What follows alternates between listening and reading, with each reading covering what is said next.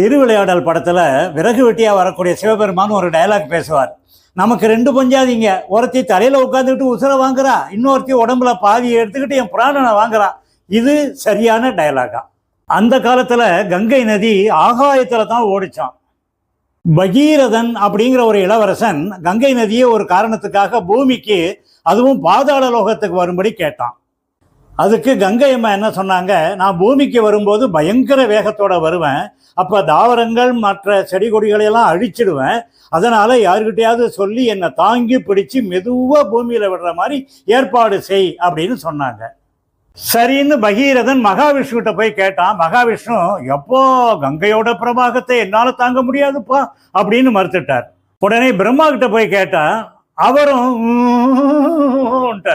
நேராக சிவபெருமான்கிட்ட போய் கேட்டான். சிவன் சொன்னார், நான் என்னோட ஜடாமுடியை ரெண்டு கையாலையும் விரிச்சு தாங்கி பிடிச்சிக்கிறேன், கங்கையை அதில் குதிக்க சொல்லு, நான் மெதுவாக பூமியில் விட்டுறேன்னு சொன்னார். இதை கங்கை கிட்ட போய் சொன்ன உடனே கங்கைக்கு ஒரு ஆணவம் வந்தது. மும்மூர்த்திகள் கூட தன்னுடைய பிரவாகத்தை, வேகத்தை, ஆற்றலை தாங்க முடியாம தவிக்கிறாங்க பார்த்தியா அப்படின்னு ஒரு ஆணவத்தோட சிவபெருமானுடைய ஜடாமுடியில குதிச்சான். இதை உணர்ந்த சிவபெருமான் கங்கையோட ஆணவத்தை அழிக்கிறதுக்காக தன்னுடைய ஜடாமுடியால கங்கையை ஒரே சுத்து இறுக்கி கட்டிட்டார்.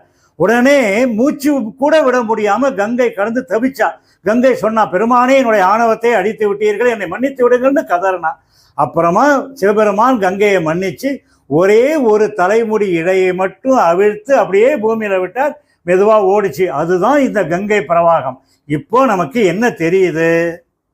கங்கையோட கதை இதுதான். கங்கை சிவபெருமானின் மனைவி அல்ல.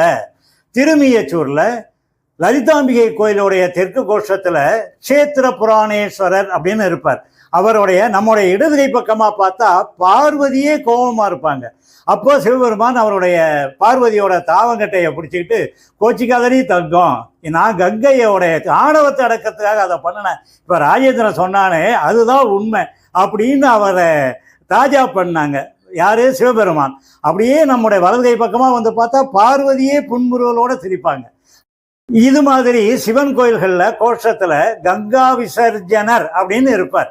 அதாவது கங்கையை பழைய நிலைக்கு ஓட விடுதல் அப்படின்னு தான் அர்த்தமே ஒழிஞ்சு கங்கை சிவனின் மனைவி அல்ல. பார்வதி மட்டுமே ஒரே மனைவி தான் சிவனுக்கு.